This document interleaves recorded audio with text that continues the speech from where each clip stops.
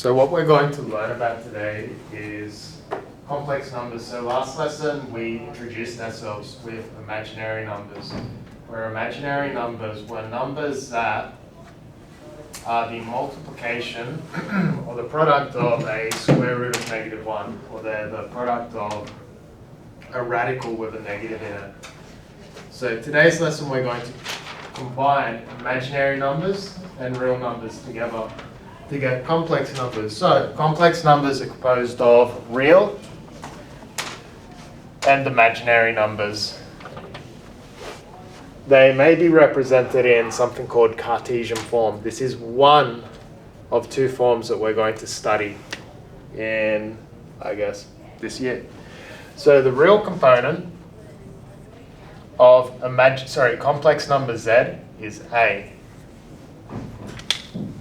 And the imaginary component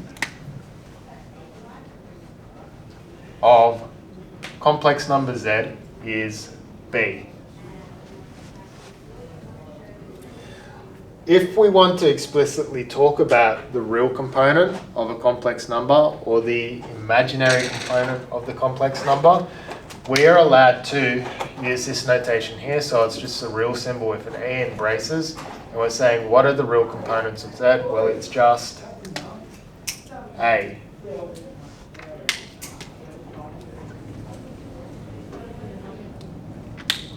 Similarly, what is the imaginary component of z? It is b.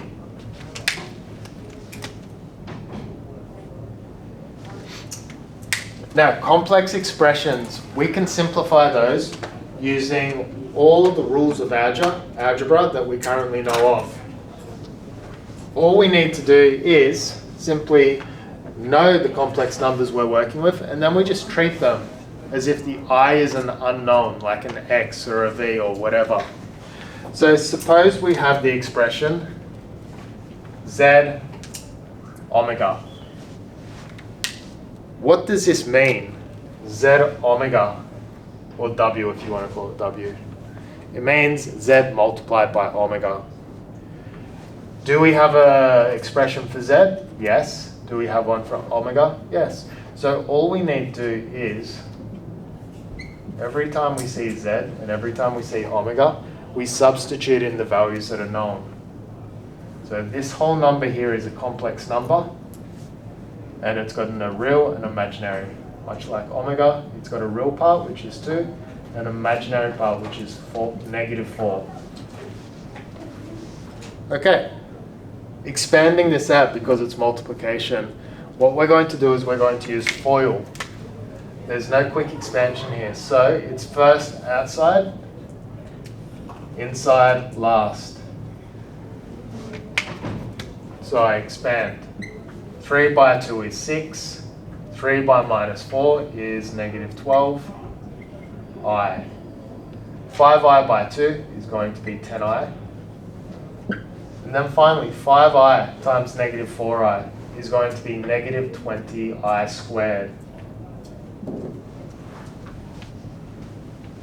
Next, what is the square of I? -1. Because remember, I is simply -1 squared. So the square of I is -1. So it's going to be the real part 6 plus the 20. Because remember, that I squared flips the sign here. Then our imaginary component, -12i plus 10i.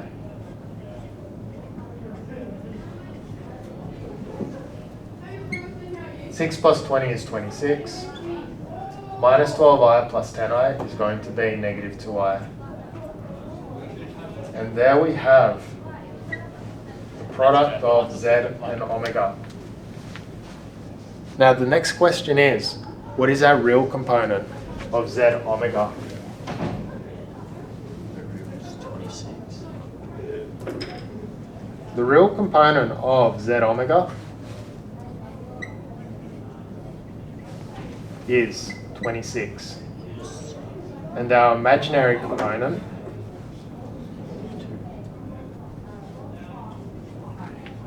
is -2. Does that make sense? Has anyone ever heard of where we use imaginary numbers in real life? Not very frequently. If you want to do anything with electronics, imaginary numbers become your best friend. In electronics, the real component of an electrical circuit is something that consumes power. The imaginary component of an electric circuit is something that stores power. All right. Let's go B. Your turn. We're going to go Z over omega.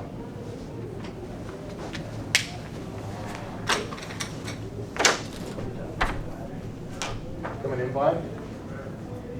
With the same numbers. Wait, with the same numbers? Same numbers. Every time a letter or a symbol appears, you're up the back. Any question? And the same letters rewrote, you're referencing the ones that you've already calculated or you've been given. So what you need to do is you need to simplify that statement there. First step, substitute. Second step, is there a way to get rid of the radical in the denominator? Fourth step, state the real and the imaginary parts.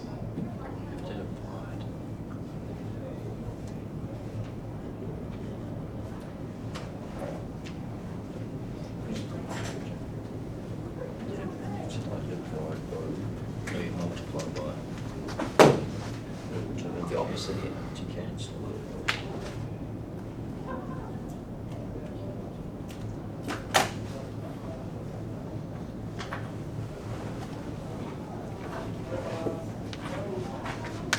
Multiplied by, where's the multiplier take?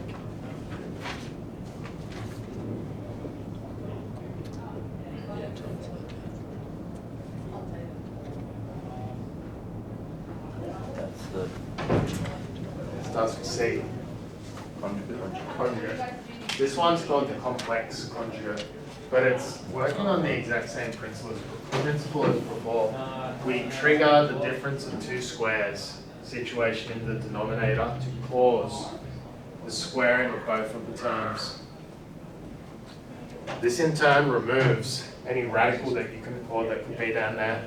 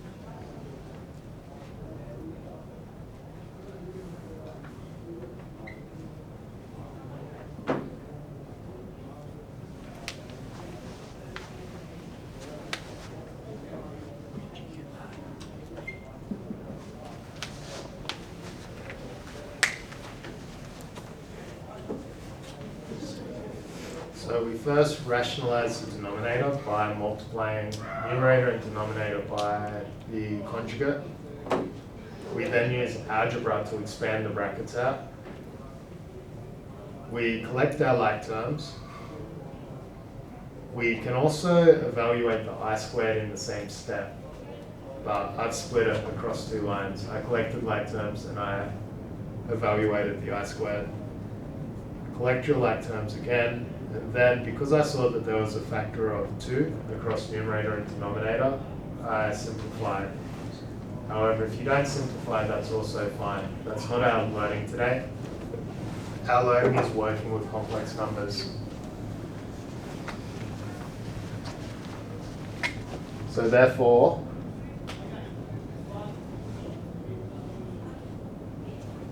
it's in a slightly different form.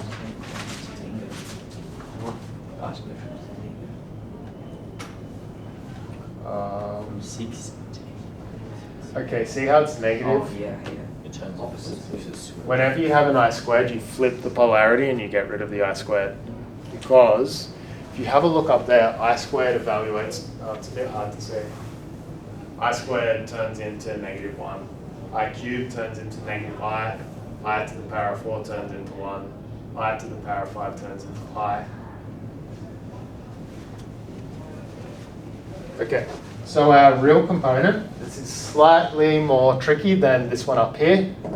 What's our real component here? It's -7 over 10. And our imaginary component? 12. Oh, 12. Is going to be 12i over 10. You could simplify it even further, but we won't. It's going to be 12 over 10, which is the same as writing 6 over 5. Notice that I didn't put the I next to it. Any idea? Yes? Is it supposed to be 23i? Whereabouts? Where it is in the Oh, indeed. Yep. Good catch. Yeah. That's what that's going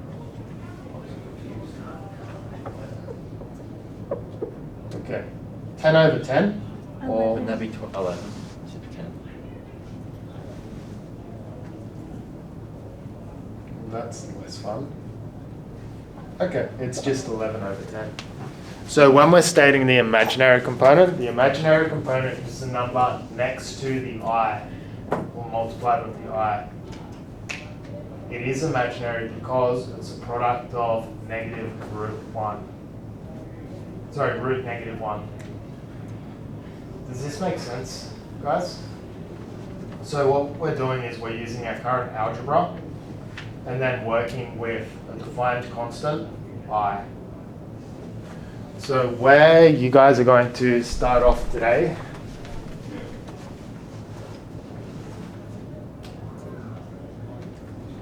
is learning intention 6. The solutions are up. So we're working our way through 7F.1 and 7F.2. There's some examples that are very similar to what was on the board, slightly different. The first one, all you're doing is you're given some all complex numbers. You state the real part, you state the imaginary part. You just draw a table and write them down. Next part, you're simplifying some algebraic statements involving complex numbers. Question 4, you're looking for patterns. For question 4, I draw your attention up on the top left window pane. That might give you a hint about what's going on there. Question 5 is actually pretty tricky.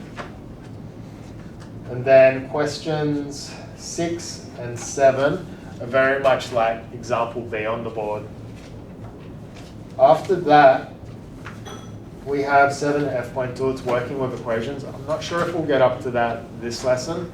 We'll see how we go. If we can get proficiency, with our algebra and complex numbers, then we'll have a look at this stuff. Otherwise, we'll just double down and make sure that we can do our algebra with our expressions quite well. Sound okay?